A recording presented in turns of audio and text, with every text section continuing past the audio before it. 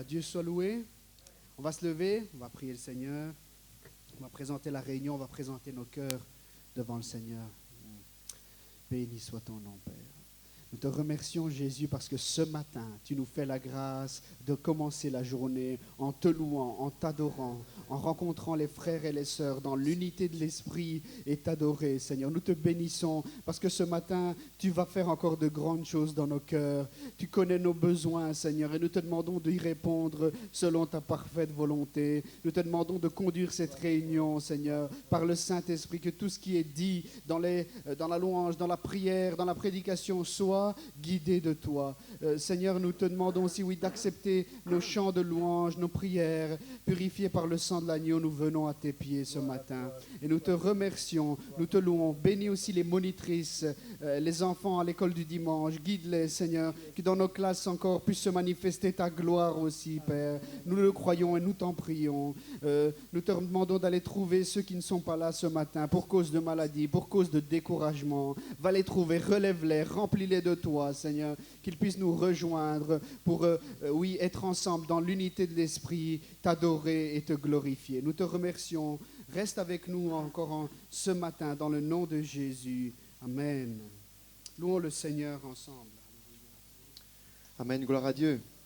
La paix du Seigneur à tous. Ce matin, j'aimerais vraiment vous partager cette partie de ce chant que nous allons chanter, qui dit que Jésus prend mes fardeaux. Il m'amène à lui, et grâce à cela, grâce à cette force qu'il me redonne chaque jour, je peux chanter. Et ce chant nous dit, je peux chanter au sommet des montagnes. Alors même s'il pleut, on peut chanter. Amen. On peut être dans la joie, parce que notre Sauveur est ici présent. Amen.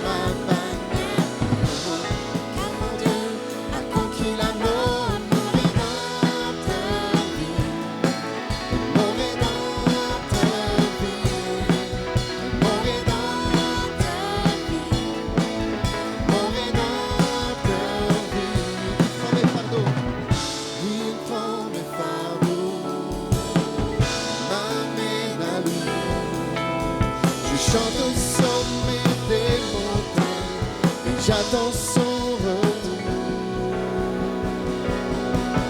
Mon rédempteur vit, mon rédempteur vit, mon rédempteur vit, mon rédempteur vit,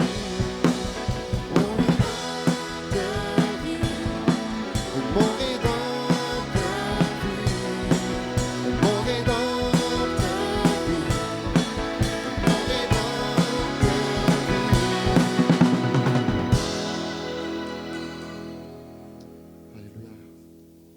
Gloire au Seigneur Jésus. Nous voulons le louer et l'adorer, celui en qui nous voulons nous reposer, notre rocher.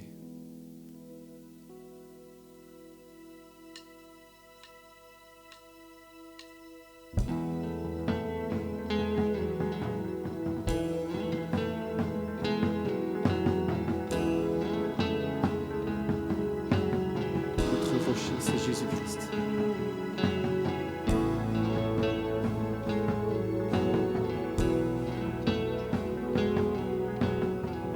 En Christ seul est mon espérance,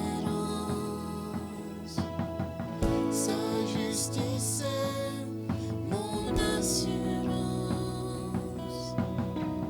Il est devant Dieu mon abri, je n'en veux point d'autre que lui.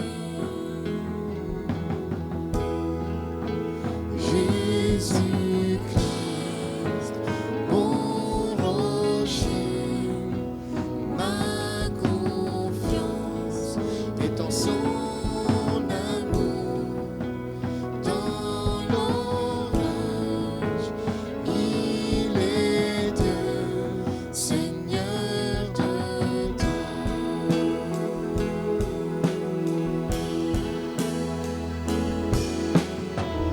Lorsque sur moi s'abat l'orage, sa croix ranime mon courage. Quand tout faiblit autour de moi, sa présence soutient ma foi.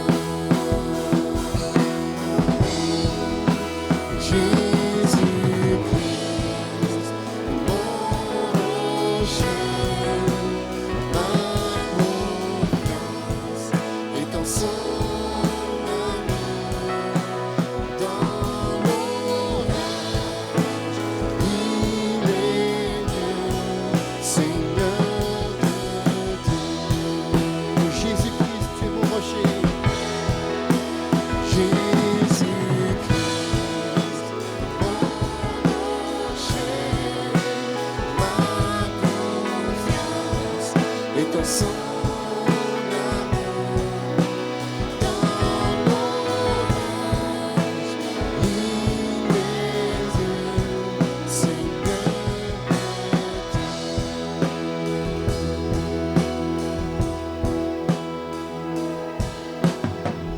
lorsque sur moi s'abat l'orage, sa croix ranime mon courage. Merci Seigneur. Quand tout faiblit autour de moi, Et là vient mon espoir. sa présence soutient ma foi. Sa présence. Sa présence soutient ma foi. Jésus, mon rocher, ma confiance est en son amour. Dans l'orage, il est Dieu, Seigneur de tout.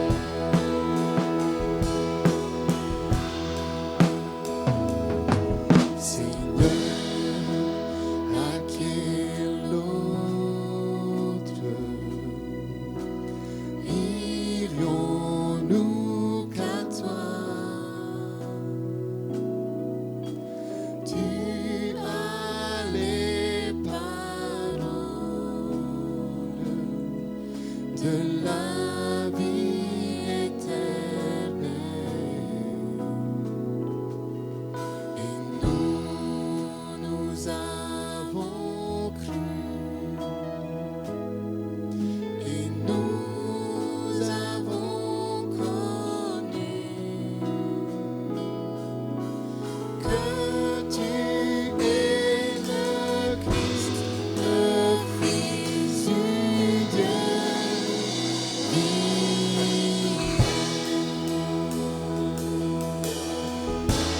Seigneur, à quel autre? À quel autre irons-nous qu'à toi? Seulement toi ce matin. Tu as les paroles de la vie éternelle. Et nous avons cru. Et nous avons connu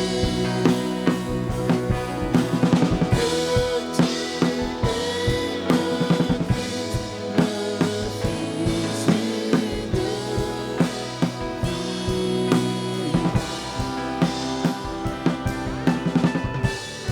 Soyons celui qui sauve ce matin.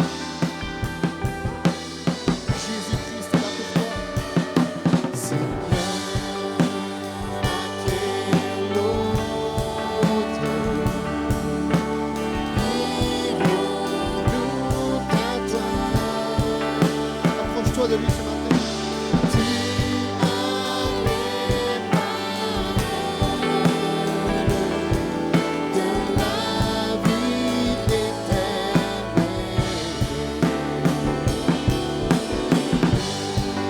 Nous avons cru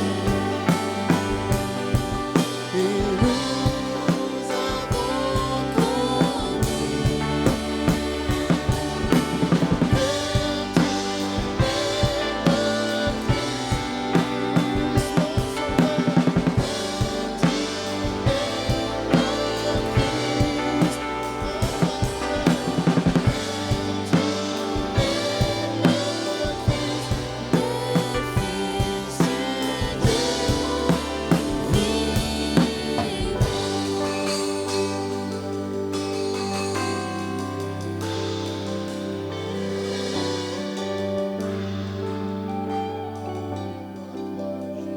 Qui croit que Jésus-Christ est le Fils de Dieu vivant ce matin? Qui est convaincu que Jésus est au milieu de nous ce matin? Nous voulons offrir la gloire, l'honneur, la puissance ce matin. Louons le Seigneur ensemble quelques instants. Après, nous pourrons élever nos voix pour prier. Mais prenons le temps, tous ensemble, de donner gloire à Jésus. Faisons cet exercice de remerciement à Dieu. Ce matin, dans le fond de ton cœur, remercie le Seigneur pour au moins une chose qu'il a fait pour toi ce matin. Béni soit ton nom, Seigneur. Alléluia, alléluia. Est-ce que l'Église peut donner gloire à Jésus? Alléluia, alléluia. Gloire à toi, Seigneur. Béni soit ton nom, Jésus. Béni soit ton nom, Seigneur. Reçois la gloire. Ce matin, nous voulons présenter les cas de prière. Nous voulons présenter aussi la sœur Bosco, même si elle est au milieu de nous. Seigneur connaît ses souffrances et d'autres encore qui souffrent. Élevons notre voix vers le Seigneur. Et prions le Seigneur. Alléluia. Gloire à toi.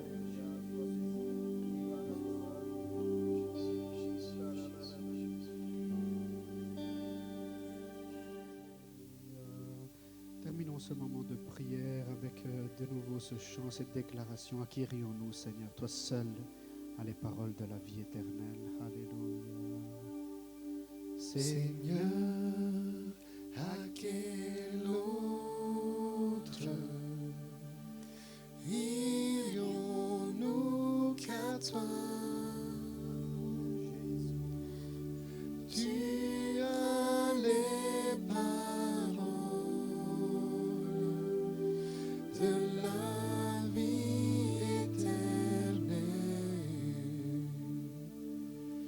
Et nous avons cru et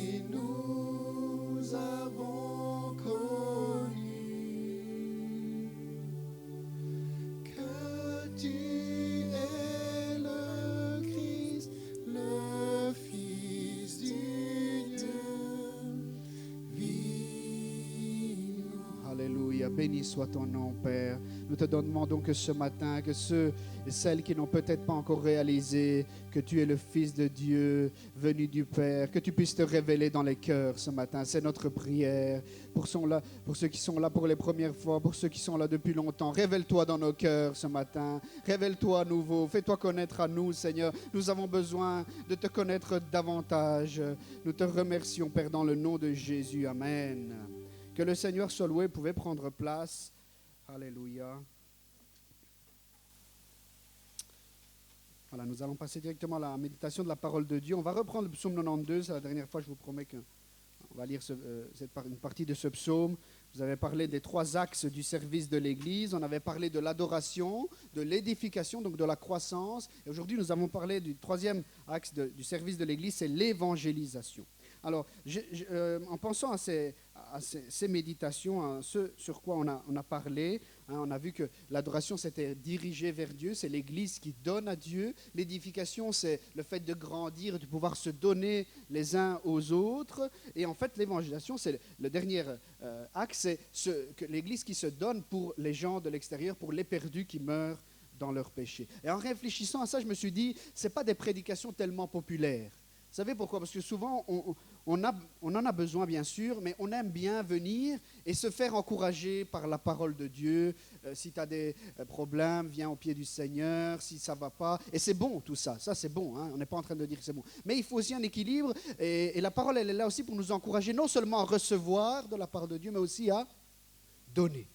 Dieu a tant aimé le monde qu'il a donné son Fils. Et la Bible nous dit que nous sommes des créatures créées à l'image de Dieu. Donc si Dieu donne, nous sommes appelés aussi à donner l'adoration à Dieu, à donner dans l'édification, l'encouragement les uns les autres, mais aussi à donner dans le sens d'annoncer l'évangile aux perdus. On va lire juste les versets 13 à 16 de ce psaume, parce que c'est déjà la 3e fois qu'on le lit, donc on va lire juste les versets. Donc psaume 92, versets 13 à 16. Dieu soit loué. Les justes poussent comme le palmier, ils grandissent comme le cèdre du Liban. Plantés dans la maison de l'Éternel, ils prospèrent dans les parvis de notre Dieu. Ils portent encore du fruit dans la vieillesse, ils sont pleins de sève et verdoyants, pour annoncer que l'Éternel est droit. Il est mon rocher, on l'a chanté, il est mon rocher et il n'y a aucune injustice en lui. Amen. Vous pouvez prendre place. Alléluia. Ça, c'est la déclaration du psalmiste rempli du Saint-Esprit. Dans ces versets, nous voyons que donc, le croyant est comparé, on l'avait dit aussi déjà, à un palmier, à un cèdre du Liban, qui grandit doucement mais sûrement. Donc il y a cet enracinement, profondeur, pour pouvoir rester debout quand la tempête arrive. Les palmiers, les cèdres sont des arbres qui prennent racine en profondeur. Et donc le croyant s'enracine en Jésus-Christ, il grandit, et il devient plus fort. Il y a une endurance, une résistance qui vient là. On a parlé d'un arbre verdoyant, donc il y a de la vitalité dans la vie du croyant. C'est la vie du Saint-Esprit qui coule dans l'esprit, dans l'âme. Et donc, c'est merveilleux, cette connexion avec le Seigneur. Et ça, c'est donc le résultat de cet enracinement, de cette croissance. Eh bien, c'est quoi? C'est que l'arbre va finir par porter du fruit. Hein? L'arbre, il est planté pour ensuite, en tout cas les arbres fruitiers, c'est le but de les planter, c'est qu'ils portent du fruit. Et ensuite, on voit que c'est quoi le but de porter du fruit? Donc le résultat de l'enracinement de la croissance, c'est porter du fruit. Mais ça sert à quoi porter du fruit? Bien, un arbre, quand il porte du fruit, le but c'est quoi? C'est qu'on se nourrisse de ce fruit pour être fortifié, pour recevoir des vitamines. Eh bien, lorsque Dieu plante des arbres dans sa maison, lorsqu'il t'a planté, il t'a planté pas non seulement pour recevoir, et c'est bon de recevoir de lui, mais aussi pour donner. Tu dois porter du fruit afin que les autres, quand ils sont en contact avec toi, ils puissent se nourrir, entre guillemets, nourrir c'est une image, hein, ils ne doivent pas te mordre, c'est pas ça. Donc, ils puissent se nourrir de toi. Ta présence, donc, elle a un but, c'est de nourrir, d'édifier les personnes, de bénir les personnes qui sont autour de toi. Alors, je pensais à des beaux arbres, des figuiers, des orangers, tout ce qu'on veut, tout ce qu'on aime, hein, des poiriers, voilà, tous les arbres qu'on veut. Eh bien, imaginons un petit peu ces arbres, ils sont là, le propriétaire nous fait visiter son jardin, les arbres sont prêts, les fruits sont prêts, et on ne nous fait même pas goûter un fruit. Alors, ce serait vraiment un gâchis, un péché. Les arbres, quand ils sont plantés pour porter du fruit, ils sont là pour qu'on puisse les goûter. Et Dieu, il ne nous a pas plantés dans son église pour dire « Regardez ces beaux croyants, regardez qu'il est beau le pasteur avec sa belle veste, sa cravate. » Ce n'est pas pour ça que Dieu nous a plantés. Il nous a plantés pour porter du fruit. Et quand les gens sont en contact avec nous, le but, ce n'est pas qu'ils nous disent « Waouh, quel beau croyant !» mais c'est qu'ils puissent boire, qu'ils puissent manger et se nourrir de la présence de Dieu. Jésus va dire à la Samaritaine, si tu bois de cette eau, non seulement tu seras désaltéré, mais en plus, toi-même, tu vas devenir une source d'eau vive pour les autres. Ça, c'est le but pour lequel Dieu t'a sauvé, Dieu m'a sauvé, Dieu t'a placé dans l'Église. C'est pour porter du fruit. Je lisais dernièrement dans un article que ce que vous voyez là, le palmier dattier, a été... je vais lire, sur la liste de représentatifs du patrimoine culturel immatériel de l'humanité de l'UNESCO. Parce que pendant des siècles, ce dattier a joué un rôle crucial dans le développement des civilisations de la région arabe. Et donc, il a joué un rôle de développement et donc, il a nourri toutes ces populations pendant des centaines d'années. Et l'UNESCO a reconnu donc, cet arbre comme un patrimoine parce qu'il a aidé donc, ces populations à survivre même dans les déserts. Parce que c'est un arbre qui pousse même dans les déserts. Il a tellement une force de ramification, il s'enracine tellement qu'il n'a pas besoin nécessairement de l'eau qui tombe du ciel. Et donc, même dans le désert. Et donc, cet arbre a nourri pendant des siècles les populations dans certains déserts d'Arabie. Et ça m'a fait penser à ce que doit être le croyant. Il doit être là dans le désert du monde. Hein. Aujourd'hui, on vit dans une confusion totale. Le monde, on ne sait pas où il va. Et toi et moi, nous devons être comme ces palmiers qui nourrissent, qui rafraîchissent les gens qui viennent en contact avec nous. Amen, frères et sœurs. Je répète, on n'est pas seulement là pour recevoir, on est là aussi pour donner. Il y a des centaines d'espèces de palmiers, palmiers à huile, à sucre, à abricot, noix de coco, dattier. Hein. Eh bien, ils portent du fruit. Et le but donc de porter du fruit, eh bien, on le voit au verset 16. Vous êtes toujours avec moi ce matin? Oui. Le but au verset 16, c'est écrit, donc ils portent encore du fruit, verset 15, dans la vieillesse. Ils sont pleins de sève et verdoyants. Pourquoi? Pour annoncer que l'Éternel est droit. Et c'est là qu'on arrive dans le vif du sujet de l'évangélisation. Parce que l'évangélisation, c'est quoi? C'est une proclamation, c'est annoncer, proclamer, publier, faire connaître, déclarer. Ça, c'est tous les termes synonymes à annoncer. Évangéliser, c'est annoncer la bonne nouvelle. Évangile, ça veut dire bonne nouvelle. Et donc, le croyant, il est là, le psalmiste nous dit, pour annoncer quelque chose, plutôt pour annoncer quelqu'un, pour annoncer un message. Toi et moi, nous sommes porteurs d'un message d'espoir, d'un message de vie. Amen, frères et sœurs. Et donc, la nature de ce message, eh bien, on voit que le psalmiste ne commence pas à parler de lui-même. Il dit pas, je porte du fruit pour annoncer combien de grandes choses j'ai fait. Hein, le roi qui écrit ce psaume ne dit pas ça. Mais je suis là pour porter du fruit, pour annoncer qui est l'Éternel. Pour parler de mon Dieu. Est-ce qu'on a ce désir de partager autour de nous, hein, qu'on a connu, qu'on connaît le Seigneur Jésus? Et ce n'est pas évident. Je voudrais vous vraiment insister, qu'on soit au clair sur la signification de évangéliser. Évangéliser, c'est bien sûr, c'est inviter, c'est porter notre témoignage, mais le vrai sens de évangéliser, c'est annoncer la bonne nouvelle. Quand on témoigne de l'expérience que nous avons faite avec le Seigneur, c'est bien, ça peut encourager. Mes frères et sœurs, ce qui sauve, c'est l'annonce de la bonne nouvelle. Amen. Le message de Dieu, l'évangile, est un message qui va générer la foi. La foi vient de ce qu'on entend vient de la parole de Dieu. Et c'est ça qui va faire en sorte que les gens vont être sauvés. Évangéliser, ce n'est pas seulement donner notre témoignage. Je répète, quand on donne le témoignage, on peut encourager, on peut susciter la foi chez la personne, mais la personne ne peut pas être sauvée en entendant seulement notre témoignage.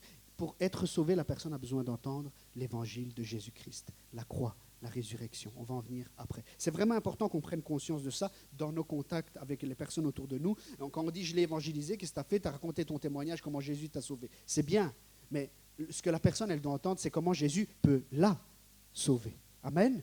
Et je voudrais insister aussi sur le fait que parfois quand on parle de Dieu autour de nous, on a tendance parfois à descendre dans des discussions de, comment je pourrais dire, de valeurs, de mœurs, ça c'est bien, ça c'est pas bien. Et ça aussi, je voudrais insister sur le fait, c'est pas qu'on ne doit pas dire ce qui est bien, ce qui n'est pas bien. La Bible, elle est claire sur ce qui est bien, ce qui n'est pas bien. On doit le dire, mais c'est pas ça qui va sauver.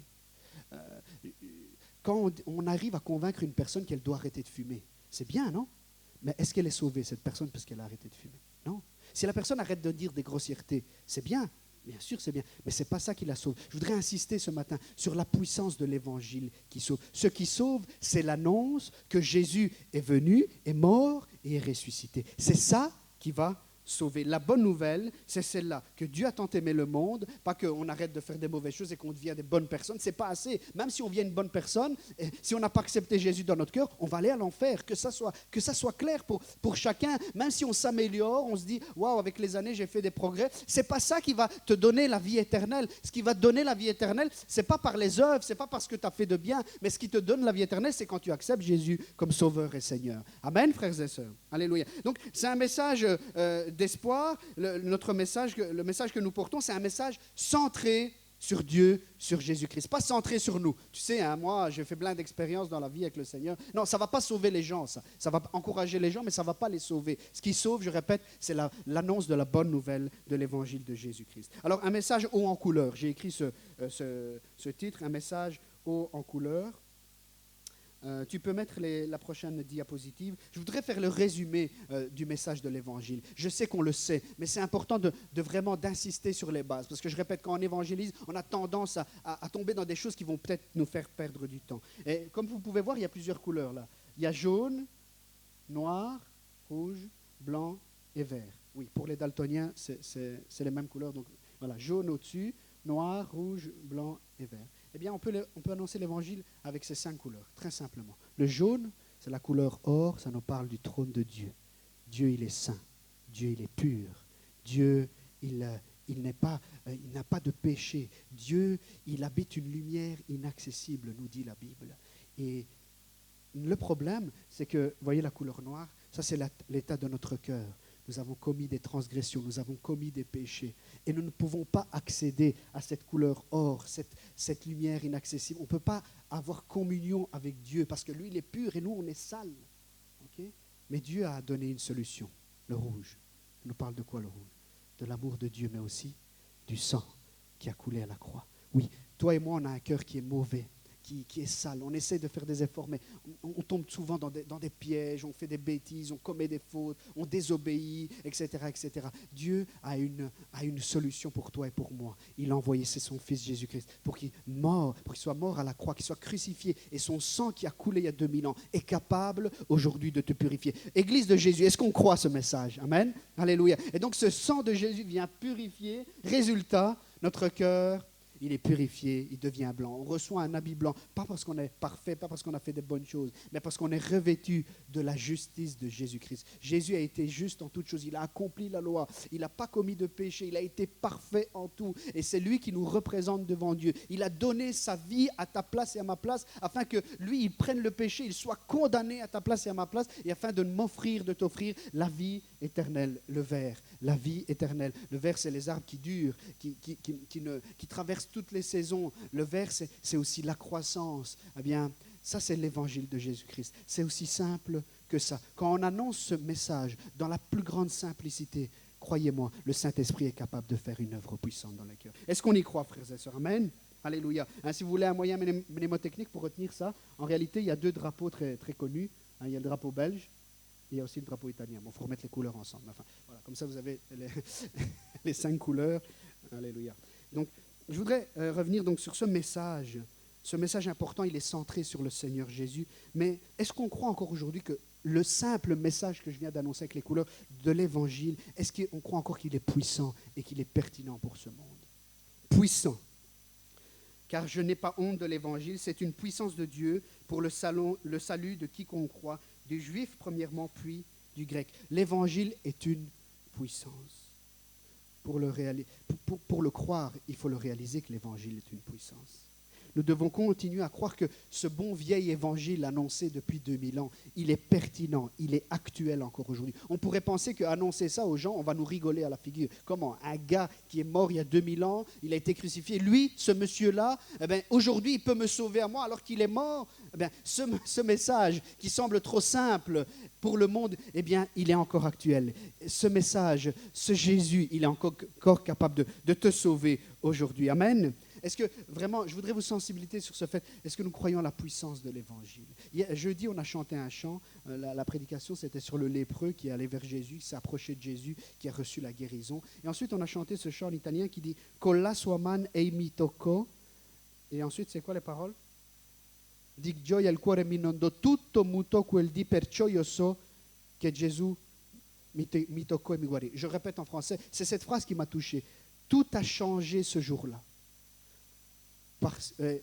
L'auteur de ce chant va dire « Pourquoi je le sais? Parce que ce jour-là, Jésus m'a touché. » Et il y a désolé, je n'ai pas noté les paroles, mais « Tutto muto quel di, perciò io so che Gesù mi toccò e mi guarì ». Et il y a quelque chose, une vérité très importante. Jésus m'a touché, l'auteur va dire. Et vous savez comment je sais que Jésus m'a touché? Parce que ce jour-là, tout a changé.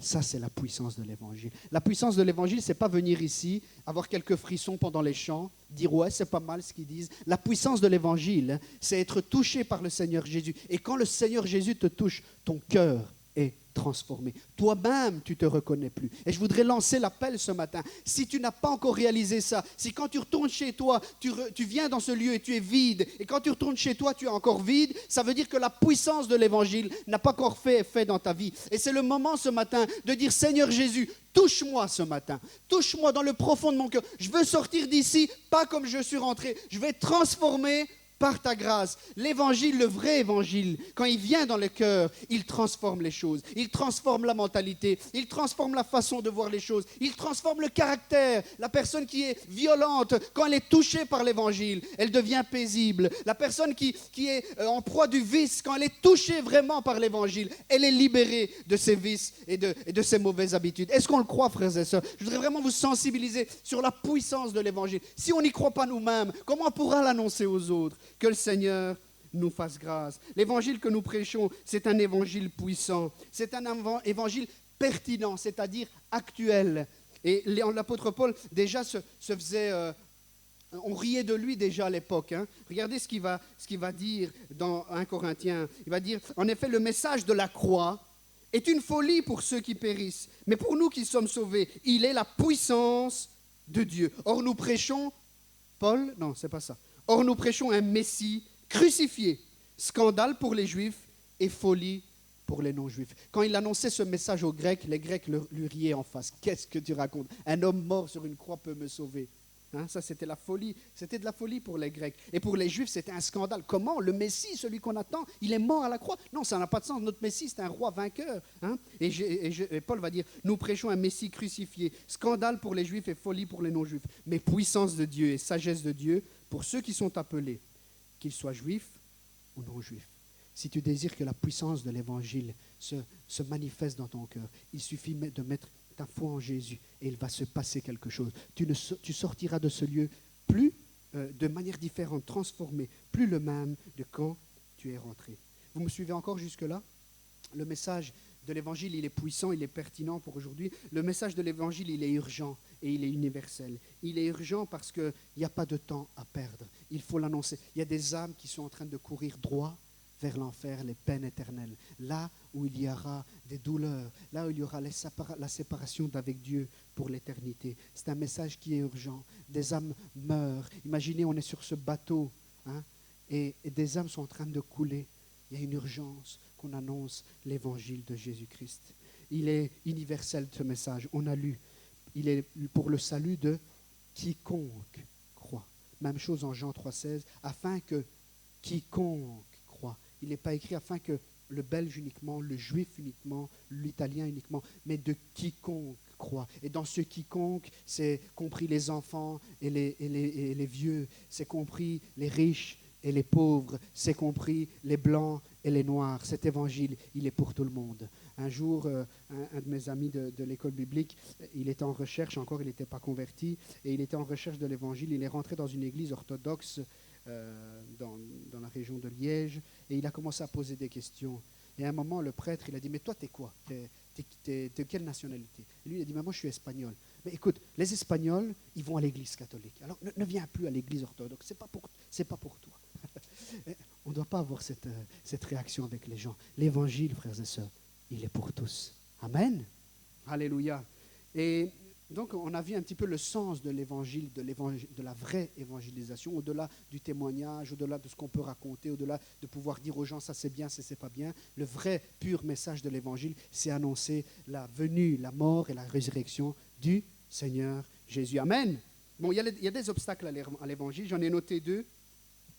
Je ne sais pas si tu peux les mettre tous les deux. L'incohérence et l'impuissance. L'incohérence, on en parlait il n'y a pas longtemps.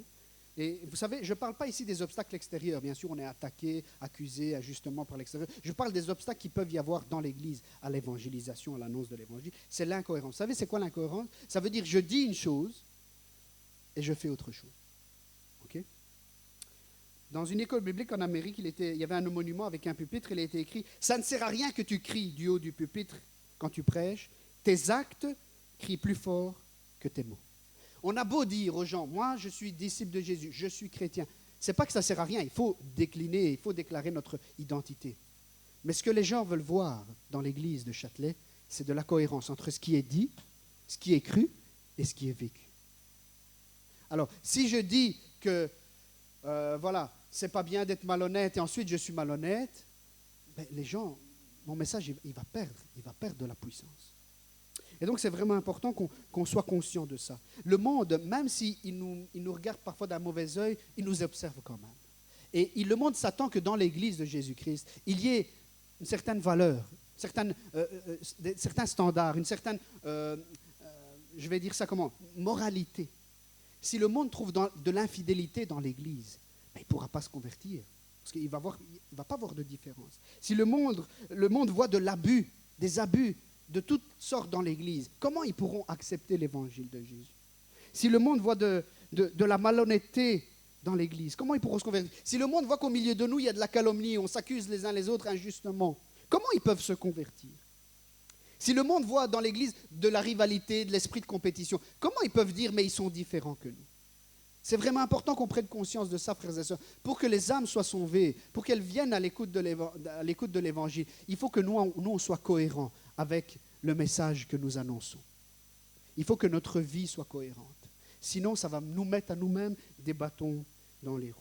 Que le Seigneur nous fasse grâce, afin qu'il puisse trouver au milieu de l'Église, au milieu de nous, au milieu de nos familles, de la loyauté, de l'honnêteté, de la fidélité, de la pureté, afin qu'on ne puisse pas nous-mêmes faire obstacle au message que nous-mêmes nous prêchons. Amen. C'est vraiment important. Les gens du monde ne vont peut-être jamais nous le dire en face, mais s'ils voient qu'on n'est pas cohérent avec notre Bible, ils vont bien rigoler. Ils ne pourront jamais accepter l'évangile que nous leur annonçons. Que le Seigneur nous fasse grâce. Moi, j'ai besoin de grandir en ça. Seigneur, rends-moi intègre, rends-moi cohérent. Fais que ce que je prêche, je puisse le vivre. Qui sait combien de fois, même vous-même, vous avez pensé, mais tu parles d'un truc que toi-même, tu ne vis pas. Que le Seigneur nous fasse grâce de réaliser, de mettre en pratique la parole que nous annonçons, que nous prêchons. Amen. Alléluia. Et donc, il y a l'incohérence et l'impuissance. Alors, c'est quoi l'impuissance? C'est que parfois on peut tomber dans une religion d'apparence. On va à l'église, on ne commet pas certains péchés, on se garde de certains lieux, on ne fréquente pas certains types de personnes. Et donc tout ça c'est bien. Bien sûr c'est bien de venir à l'église, de ne pas faire certaines choses. Ce n'est pas ça que je veux dire. Mais ce que je veux dire c'est qu'il y a un danger de devenir comme les pharisiens. Les pharisiens en apparence, ils ne commettaient pas de péché en apparence, ils donnaient leur dîme, ils faisaient tout ce qu'il fallait pour la loi en apparence. Mais Jésus va leur dire, vous êtes de sépulcres blanchis. C'est-à-dire, vous êtes des tombeaux, à l'extérieur on vous a mis en couleur, vous êtes blancs, on dirait qu'il y a la lumière et la vie, mais quand on rentre à l'intérieur, il y a des squelettes. C'est ça un sépulcre blanchi. Et que le Seigneur nous fasse grâce afin que notre message ne puisse pas perdre en puissance. Parce qu'on ne doit pas avoir seulement l'apparence de la consécration, de la religion, l'apparence de la piété, nous dit Paul à Timothée. Mais il faut qu'on ait la puissance de la piété, de la consécration. Et comment l'avoir, cette puissance? Mais simplement, oui, en continuant à vivre une vie de sanctification, mais surtout en continuant à être en communion avec le Seigneur. en faisant un avec le Seigneur. Est-ce que tu parles avec Jésus de temps en temps? Est-ce que ça t'arrive de passer du temps avec le Seigneur Jésus? Est-ce que ça t'arrive d'ouvrir ce livre et de dire, pas besoin de lire 7 chapitres, mais de dire, Seigneur, parle à mon cœur à travers cette parole? Est-ce que ça t'arrive que la Bible soit ton canal de communication avec le Seigneur? C'est vraiment important. Les gens n'ont pas besoin seulement de voir une religion d'apparence, ils ont besoin de voir de l'épaisseur, de la substance. Et ça, c'est possible seulement quand on se consacre au Seigneur, quand on passe du temps avec le Seigneur. Vous vous rappelez ce qu'on a dit des disciples de Jésus? Ces gens-là, ils étaient avec Jésus de Nazareth. Ils ont reconnu en ces gens-là qu'ils avaient fréquenté Jésus. Comme Moïse descendait de la montagne après cette communion intime avec le Seigneur. Il devait mettre un voile, un masque, mais encore plus grand, sur son visage, à cause que son visage rayonnait de la gloire de Dieu. Il n'y avait pas besoin qu'il dise, vous savez, moi j'ai passé 4 heures avec le Seigneur en communion. Pas besoin de le dire, les gens le voyaient. Est-ce que les gens peuvent voir en nous la gloire de Dieu? Moi, je me demande ça et je me dis, Seigneur, aide-moi, afin que quand les gens me fréquentent, puissent dire et avouer et admettre que j'ai quelque chose qu'ils n'ont pas, que j'ai un trésor dans mon cœur. Pas parce que je suis mieux qu'eux, mais parce que Jésus vit en moi. Frères et sœurs, c'est alors que le message de l'Évangile, il prend de la puissance. Il est impuissant si on a une apparence de consécration et on n'a pas une vraie consécration. Mais il prend de la puissance, de l'ampleur, lorsque nous sommes en communion avec le Seigneur. On pourrait continuer la liste. À Antioche, pour la première fois, les disciples de Jésus ont été appelés chrétiens.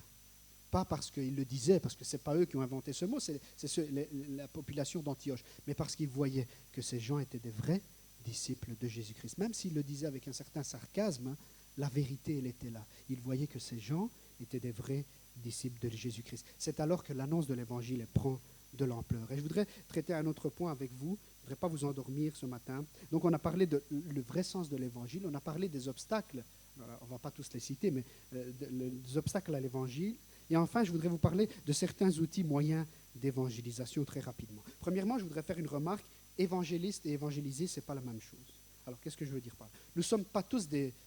comment il s'appelle? Philippe, dans les Actes des Apôtres. Pour ceux qui étaient là à l'étude biblique, vous allez vite vous rappeler, on a vu pendant des semaines les Actes des Apôtres, et on a parlé de Philippe l'évangéliste. Où il allait, Dieu se servait de lui pour le salut des âmes. On parle d'un homme qui s'appelait, difficile à prononcer, il a vécu le siècle passé, Smith Wigglesworth, c'est un évangéliste aussi. L'histoire nous dit que lui, quand il prenait le train, les wagons étaient, à l'époque c'était 4, 5, 10 personnes maximum dans une cabine. Eh bien, souvent, il arrivait que quand il prenait le train, quand il arrivait, la moitié, si pas tout le wagon, avait accepté Jésus dans son cœur. Bon, il y a des hommes comme ça. Ils ont un charisme, ils ont un don, ils ont un ministère de la part de Dieu spécial. Billy Graham, il remplait des stades entiers. Okay. On n'est pas tous des évangélistes, okay? Mais on est tous appelés à évangéliser. Ça peut être une contradiction, mais pourtant elle est là. Le mandat que Jésus a laissé à ses disciples en Matthieu 28, il est pour tous. Alors, je répète, on n'est pas tous appelés à peut-être prendre le micro sur une place et à parler, c'est vrai, mais on est tous appelés dans notre petite réalité, à notre échelle, on est tous appelés à évangéliser. Est-ce que je peux entendre un amen? Je voudrais citer quelques moyens simples d'évangélisation. Le contact un à un, quand on parle avec les gens, on les fréquente, eh bien, peu à peu, les personnes vont voir qu'il y a quelque chose de différent en nous. Et alors, ils pourront peut-être se poser la question, mais est-ce que je ne pourrais pas, moi, prier aussi ce Jésus qu'il prie? Peut-être quelque chose va se passer dans ma vie. Hein? Contact un à un. Et peut-être il y a aussi aller avec le frère Gaetano à Rive-Gauche le samedi après-midi, pour ceux qui ont envie. Peut-être, je donne des idées. Chacun doit trouver, entre guillemets, son moyen d'évangélisation. Mais on a à disposition des dépliants. Je parle de choses pratiques, ce n'est pas des choses super spirituelles. C'est très pratique, mais Jésus nous a sauvés pour qu'on fasse des choses pratiques aussi. Amen. Et donc, il y a des dépliants à la librairie. Venez en prendre. Adoptez un quartier autour de chez vous. Et régulièrement, distribuez des dépliants. Ou alors, de temps en temps, prenez des dépliants. Allez les distribuer. Peut-être tu te dis, moi, je ne suis pas très introverti, je suis timide. Ce n'est pas que je suis gêné de l'évangile, mais c'est juste que parler avec des inconnus, ce n'est pas mon truc, même si je devrais parler d'autre chose. Eh bien, viens prendre des dépliants. Distribue-les dans les boîtes aux lettres. Hein? Et c'est vraiment important. Aujourd'hui, on utilise les réseaux sociaux pour exposer sa vie ou pour aller voir un petit peu la vie des autres. Utilise les réseaux sociaux pour annoncer l'évangile, pour avoir une conversation avec quelqu'un et lui annoncer l'évangile en 5 couleurs, hein, si je peux me permettre l'expression. Simplement. Peut-être inviter des personnes à l'église. en faisant du social, en faisant du bien aux autres, les gens vont se poser la question, pourquoi tu fais ça? Et alors tu pourras annoncer l'évangile. C'est simple. Hein? Jésus, il faisait du social. Quand il s'approchait près des gens, qu'est-ce qu'il disait souvent? Qu'est-ce que tu veux que je fasse pour toi? Souvent, ces personnes avaient un besoin physique, spirituel. Jésus répondait. Et ensuite, ces gens, souvent, ils acceptaient Jésus comme sauveur parce qu'ils avaient vu qu'il s'était passé quelque chose. On peut aussi, un autre outil d'évangélisation, c'est la prière. Ça a l'air peut-être insignifiant, mais l'évangélisation, c'est vraiment aller dans le camp de l'ennemi. Et pour l'évangélisation, il y a besoin d'une arme puissante qu'est la prière. Je voudrais qu'on prie aussi, qu'on continue à prier pour les frères et les sœurs qui vont, peut-être qu'on ne sait même pas, au milieu de nous, il y a plusieurs qui vont distribuer, qui parlent de Jésus. Qu'on prie pour ces frères et sœurs qui se disposent à aller dans le camp de l'ennemi pour parler du Seigneur. La prière, mais aussi les ressources. Pourquoi pas financer des œuvres d'évangélisation. Il y a plein de façons d'évangéliser. Est-ce que les exemples que j'ai pris, ce n'est pas des exemples qui vont nous mettre en porte-à-faux? Ah oui, le pasteur a dit qu'on doit aller au milieu de la place, on doit crier. Non. Il y a personne, il est écrit nulle part dans la Bible qu'on doit faire des choses qu'on n'est pas appelé à faire. Mais à notre petite échelle, dans notre vie quotidienne de tous les jours, on doit annoncer l'évangile. Amen. Alors, il y a quelques remarques que je voudrais faire. Premièrement, ne minimisons pas les moyens, même les petits moyens. Ne pensons pas que Dieu sauve seulement dans un stade rempli avec un évangéliste. Dieu peut sauver avec toi, en se servant de toi, avec simplement quelques mots qui vont être des graines dans la vie de cette personne. Et avec le temps, elles vont grandir. Dieu est capable de sauver à travers une prédication dans l'Église. Mais Dieu est capable de sauver aussi en se servant de ta vie, de tes mains, qui vont aller distribuer un dépliant. Cette personne va le lire, elle va venir à la connaissance de l'Évangile, elle va donner son cœur à Jésus. Je voudrais insister sur les petites choses que Dieu peut utiliser, les petits moyens. Ça, c'est la première chose. Hein. Ne minimisons pas les moyens. Même un petit moyen, Dieu peut l'utiliser. Et ensuite, je voudrais dire aussi, soyons sensibles et obéissants à la volonté du Seigneur. Si nous pensons à Jésus et la Samaritaine, quand vous lisez le récit, on croit que c'est du hasard. Jésus était fatigué, comme par hasard, et il s'arrête au puits de Sychar, au puits de Jacob. Et là, comme par hasard, il y a une femme qui vient en plein midi, et il y a tous des comme par hasard qui font que cette femme va finir par accepter la bonne nouvelle de Jésus-Christ. Eh bien, je voudrais vous dire, mes sœurs, mes frères, dans la simplicité de votre vie quotidienne, Dieu peut vous utiliser, simplement en allant au magasin, en allant faire une promenade, dans n'importe quelle situation, dans la plus simple, eh bien Dieu peut vous utiliser. Pas nécessaire de faire des grands événements d'évangélisation, mais dans la simplicité, dans la vie de tous les jours, Dieu peut vous utiliser. J'étais à l'école, à l'Athénée de Namur la semaine passée, après le cours de religion, je venais de quitter le local. Il y a une fille qui n'a rien à voir avec mon cours, que je ne la connais pas, je ne l'ai jamais vue. Elle est venue, elle m'a dit, je voudrais vous poser une question. Comment je peux faire pour prier? C'était l'occasion rêvée de lui annoncer que Jésus écoute ses prières, qu'elle pouvait prier spontanément. Vous savez, parfois on croit qu'il faut être un grand évangélique. Dans la simplicité de la vie quotidienne, Dieu peut t'utiliser pour parler de lui. Amen, frères et sœurs. Alléluia. La parole déclare en Éphésiens 2,12 que Dieu a préparé des œuvres que nous devons accomplir. Des œuvres par avance que nous devons accomplir. Chaque jour, frères et sœurs, saisissons l'occasion que Dieu nous met devant. Amen. Une dernière remarque, le résultat ne nous appartient pas. Nous sommes appelés à semer. On ne doit pas se décourager en disant, ah, moi ça fait des années que je parle à mes collègues, jamais de résultat. Ça fait des années que je parle à mes voisins, jamais de résultat. Ça fait des années que je parle à ma famille, pas de résultat. Le résultat ne t'appartient pas. Laisse faire le Seigneur. Toi, fais ta part. Dieu fera le reste. Amen. Que le Seigneur nous bénisse pour sa parole. J'ai terminé. Je voudrais vous inviter à vous lever. Je voudrais inviter les musiciens. On va chanter ce chant. Prends ma vie, sers-toi de moi. Je répète, aujourd'hui, ce n'était pas une prédication d'encouragement pour la guérison, pour ci, pour là. C'était vraiment nous mettre face à nos responsabilités. Nous avons été plantés comme des palmiers dans la maison de Dieu pour porter du fruit, afin que les gens, quand ils nous côtoient, ils puissent reconnaître que le Seigneur Jésus vit en nous. Et bien sûr, en même temps, je veux profiter de faire l'appel. Toi qui n'as pas connu encore la puissance de l'Évangile, fais une simple prière pendant qu'on chante ce chant. Fais une simple prière. Seigneur, viens habiter dans mon cœur. Je crois et je reconnais que je suis pécheur, mais j'ai besoin que ton sang me lave, me pardonne, afin que je puisse avoir la vie éternelle. Il y a des gens ce matin, il y a des frères, des amis ce matin, qui n'ont pas encore accepté Jésus. Accepte l'Évangile, accepte le Seigneur Jésus dans ton cœur, et ta vie sera transformer. Et vraiment, je lance un appel à chacun de nous. Choisissons des moyens simples, mais pour annoncer l'Évangile. Vraiment, demandons au Seigneur de nous mettre les personnes dans notre vie quotidienne, vraiment la plus simple. Quand on va au magasin, je répète, je ne vais pas répéter encore. Seigneur, sers-toi de moi, là où tu m'as placé. Sers-toi de moi. Soyons sensibles à la voix, à la parole du Seigneur ce matin. Alléluia. Chantons ce chant ensemble. Alléluia. Gloire à toi, Jésus. Prends ma vie. Alléluia. Sers-toi de moi. Ce que je suis est à toi. Prends mes mains. Mon Dieu, je t'appartiens. Sers-toi de moi. Sers-toi de moi.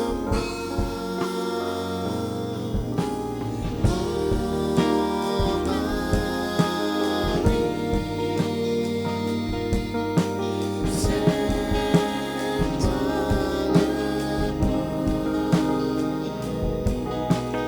Me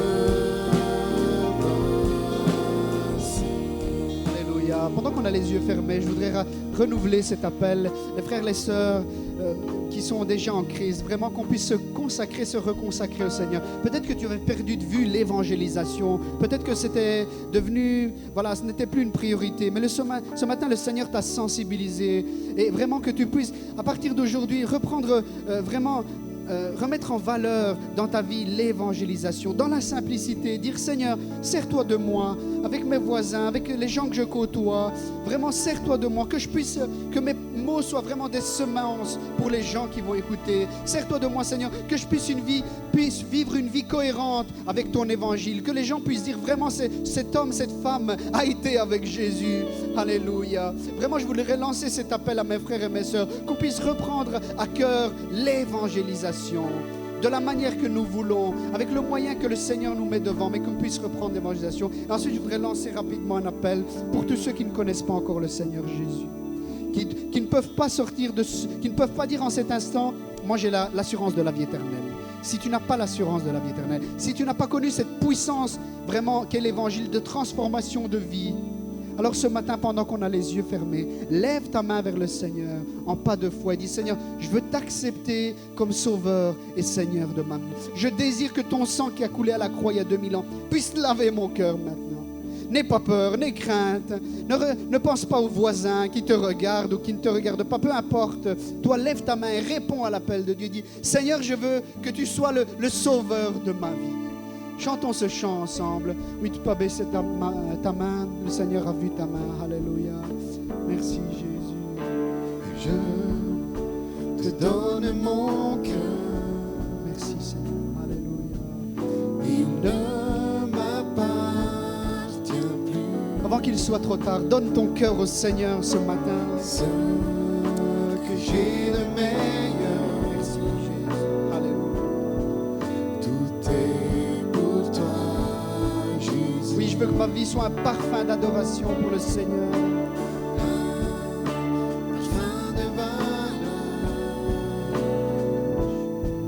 Sur toi est répandu. C'est le fond de mon cœur.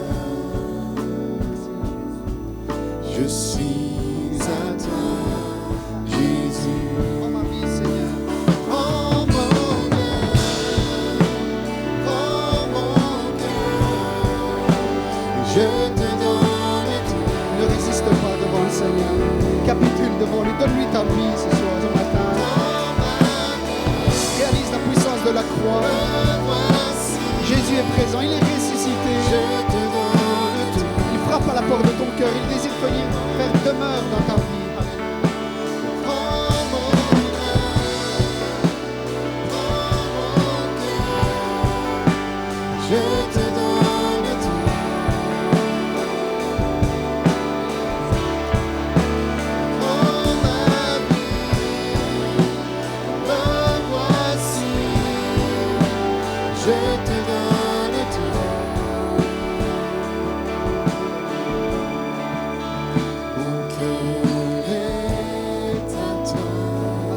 cœur est à toi, Seigneur.